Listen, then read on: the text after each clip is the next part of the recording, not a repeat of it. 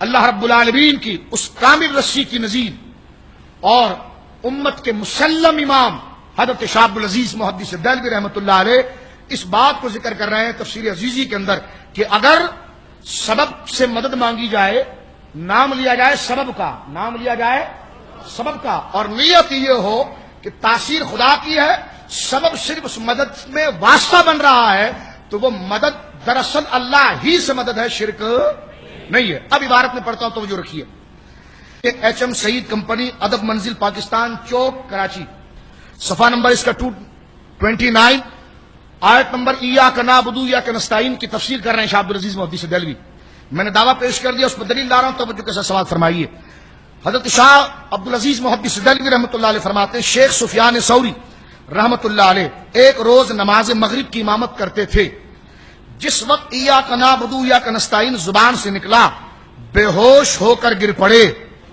جب ہوش میں آئے لوگوں نے کہا اے شیخ کیا ہوا تھا؟ جواب دیا جس وقت ایاک نستعین میں نے کہا، یعنی اے اللہ میں تجھ سے مدد مانگتا ہوں، یہ میں نے کہا، خوف میرے دل پر غالب ہوا، خوف میرے دل پر غالب ہوا کہ میرے تئیں کہیں اے جھوٹے کس واسطے طبیب کے پاس دوا لینے جاتا ہے۔ کہتے میرے دل میں خیال آیا کہ میں تو نماز میں کہہ رہا ہوں ایاک نستعین، یا اللہ میں تجھ سے مدد مانگتا ہوں، تو میرے دل میں خیال آیا اور میرے دل نے مجھے کہا تو جھوٹا ہے، اگر تو اللہ ہی سے مدد مانگتا ہے تو ڈاکٹر کے پاس دوائی لینے کیوں گیا؟ اب دیکھیں اس میں تحت الاسباب فوق الاسباب کی کوئی بحث نہیں ہے کہ ڈاکٹر سے مانگنا جائز ہے، ولی سے مانگنا ناجائز ہے، یہ کبھی نہیں رہا، یہ اس دور کے خارجیوں نے ایجاد کیا یہ اصول، ورنہ میں آپ کے سامنے ہند کے سب سے بڑے عالم کی کتاب پیش کر رہا ہوں۔ حضرت سفیان ثوری اس لیے گر گئے، شرم سے گر گئے، خوف خدا سے گر گئے، اور دل نے کہا تو جھوٹ بولتا ہے، اگر تو اللہ سے مدد مانگتا ہے تو طبیب سے دوا طلب کرتا ہے، اور امیر سے روزی، حاکم حکیم داد و دوا دیں، وہ مضمون آ رہا ہے ادھر کہ طبیب سے دوا طلب کرتا ہے اور امیر سے روزی اور بادشاہ سے مدد چاہتا ہے، تو اس واسطے بعض علماء نے فرمایا کہ آدمی کو چاہیے کہ اپنے دل میں نادم و شرمندہ ہو کر 5 مرتبہ روبرو پروردگار اپنے کے کھڑا ہو کر جھوٹ بولوں، فرمایا یہ مجھ سے نہیں ہو سکتا۔ یہ واقعہ ختم ہوا، اب شاہ صاحب اس واقعے پہ جرح کرتے ہیں۔ اگر اس پر جرح نہ ہوتی تو ان کا نظریہ صحیح ہو جاتا کہ ڈاکٹر سے بھی مدد شرک ہے، جبکہ وہ خود بھی لیتے ہیں، کیونکہ دیکھیں قرآن نے کہا وَإِيَّاكَ نَسْتَعِينُ، ہم تیرے سے مدد مانگتے ہیں، اس میں تحت الاسباب فوق الاسباب امور عادی غیر عادی کوئی فرق نہیں ہے، ڈائریکٹ لفظ ہے ایاک نستعین، ہم تجھی سے مدد مانگتے ہیں۔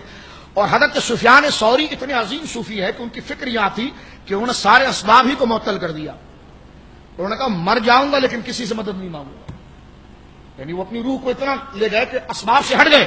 شاہ عبد العزیز صاحب جرح کرتے ہیں، فرمایا سفیان ثوری نے صحیح نہیں کیا۔ اب آئیے کیا کہتے ہیں، فرماتے لیکن اس جگہ ایک امر کا جاننا ضروری ہے، یعنی سفیان ثوری تو یہ کہنے لگے کہ میں طبیب کے پاس گیا تو اللہ کے علاوہ میں نے مدد مانگ لی، میں امیر کے پاس گیا روزی کے لیے تو اللہ کے علاوہ مدد مانگ لی، تو جھوٹا ہے، تو کیسے کہتا ہے ایاک نستعین؟ تو فرماتے لیکن اس جگہ اس امر کا جاننا ضروری ہے، وہ یہ کہ